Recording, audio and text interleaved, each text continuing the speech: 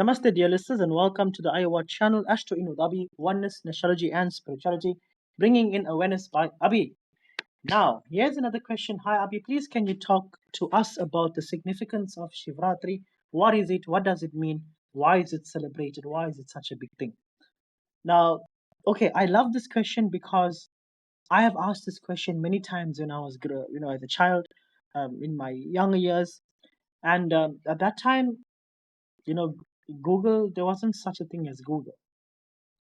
And even after that, after understanding it through the use of astrology or through the understanding of astrology, what was on the internet at that time to what I understood with astrology, it was not chalk and cheese, but there was a lot of contrast between that. So I'm going to explain. Remember, Astro with Abi is, bringing in astrology and spirituality, and there's a huge everything is impacted through astrology. So I'm going to explain this here awareness by Abhi, bringing in awareness by Abhi. Maha Shivaratri, Maha, let's understand what's Maha first. Maha means very big, the biggest. Shivaratri is the night of Shiva. Shiva, or the big night of Shiva. Now, if you look at the lunar month, right, every month is a lunar month, right? The 14th day of the lunar month, or the day before the new moon is known as Shivaratri. There are 12 Shivratris that occur in a year. 12 Shivratris, or 12 lunar months. Maha means the big lunar month of Shiva, the big night of Shiva. Now, this one occurs generally around February, March in Pisces season. Pisces season is the 12th sign of the zodiac. The 12th sign, which is the sign of spirituality. The 12th house, the house of moksha, liberation. The house of the unknown, the mystical side of life, or that of liberation.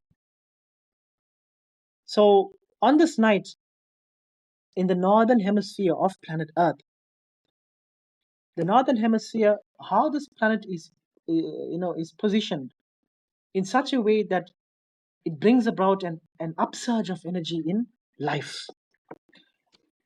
Now, I'm not just talking about life as humans, I'm talking about all forms of life.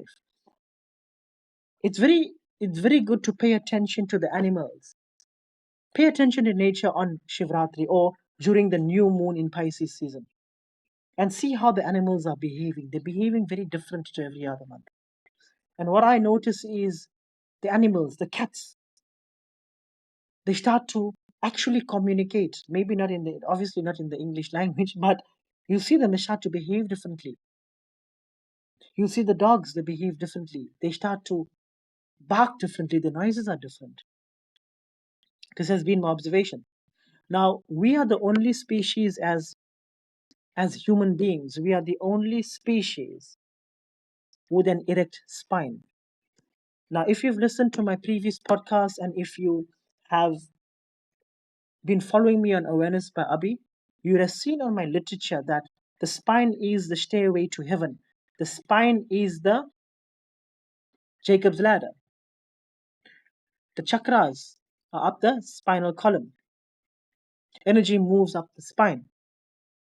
We have an erect spine. So we are the only species we've evolved this way, where it becomes much more simpler for energy or Shakti to move upwards. Upwards where? Up from the root right up to the crown. The crown is the Akash, the space, the Shiva. This is a day, Maha Shivaratri, where nature is pushing you towards your spiritual peak, where it's much more simpler for you to transcend beyond the fourth body. The fourth body, the first body being the physical body, then the second body being the pranic body, the third body being the mental body, the fourth body being the transient body, and then you've got the bliss body, which I'd like to, directly correlate it to the sixth, seventh chakra. So it's very simple to reach very great heights in deep meditation. So to allow this natural upsurge of energies within you to find their way upwards, whole night it's recommended, like I do this I'm doing this for a good number of years now, where I sit in a vertical position and I shut my brain, I shut my mouth, I shut my eyes, and I go into Namah Shivaya. Shiva, that which is not. Namah Shivaya, Namah Shivaya. Right? That's the five elements. Shiva is beyond the five elements, beyond the material dimension of existence. So Namah Shivaya. So one is helping the self to rise in beyond the material dimension of existence. One is helping his or herself in spirit form travel beyond the material dimension or upwards beyond the chakra or up the chakra system, or I'd like to call it, okay, we'll call it the chakra system. So that's exactly what it is. All right, so Maha Shivaratri, the great night. Now, the importance of it is already in the explanation. You know, when when you dissolve the mind, your 101 problems, they start to feel very insignificant. When the mind is dissolved, the problems feel very insignificant. They don't exist. You must understand that your 101 problems, they exist in your mind only. And in the great night, when you surrender your mind and you allow your spirit to reach great heights in frequency, when you come back out of your meditation, you feel very rejuvenated.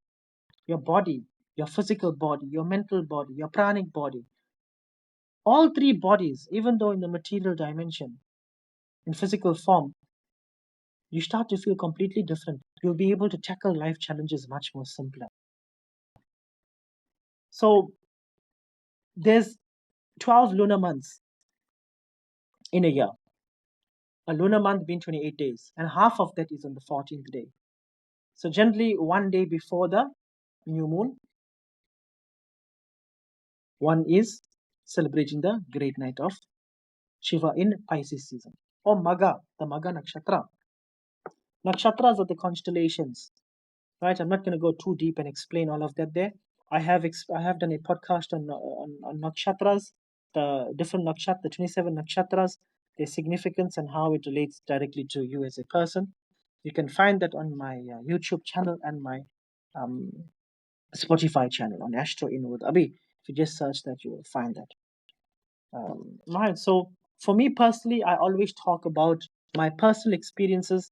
Shivratri is generally the darkest day of the month. It's a very dark day. Dark, dark. You have to celebrate Shivratri on a monthly basis. So this is generally on a new moon. So you'll find a lot of yogis or spiritualists, they always wait for a new moon because the upsurge of energy is it's very, very pleasant. The ability to transcend is there, much more than any other day. But on Mahashivratri, because of it being the most powerful, the upsurge is greater than the rest because of the constellation of the stars, the Maga, Nakshatra, Pisces energy. Pisces, zodiac, sun in Pisces. All right. So as a logical person, we want to resist darkness and naturally opt for the light. But we must understand Shiva means that which is not. That which is existence and creation, and that which is not is Shiva. So if you open your eyes and look around, your vision is for small things. You will see lots of creation. If your vision is for really, if you want to look for really big things, you will see the biggest presence in the existence of a vast emptiness. Now, this might sound a bit absurd. 95% of the universe is darkness. But it's in this darkness that you find existence. In this darkness, you find the answers to everything. It's in the silence, in the absolute silence, in the dissolution of the mind that everything is understood. You can never understand the spiritual nature of who you are with a logical mind. It has to be touched with a spiritual dimension. And one can only achieve this through sadhana, meditation. So, this is my explanation on Shivratri. It's very good to follow it once a month on a new moon.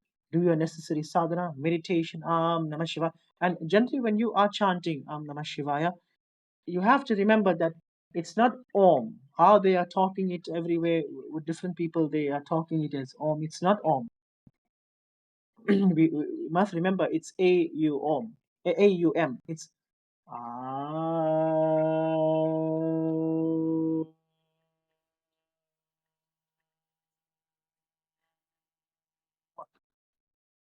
Ah.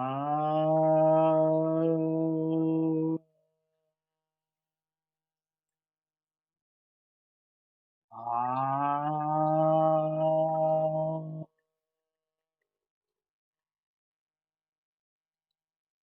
This reverberation must happen within you. You know, from it's gone to Om. They are changing it like that. You want to achieve great experiences, the experience beyond your physical two eyes and your comprehension. It's very important to get the pronunciations very, very correct, and that's how you do it.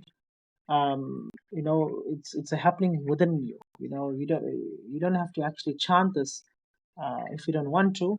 You can do it within, as I have explained. It's like how I do it, but you can also do it physically to consecrate your space around you, which is very, very good as well. All right. So, Namah Shivaya, Jai Shri Krishna, Hari Bol, Jai Shri Ram, goodbye.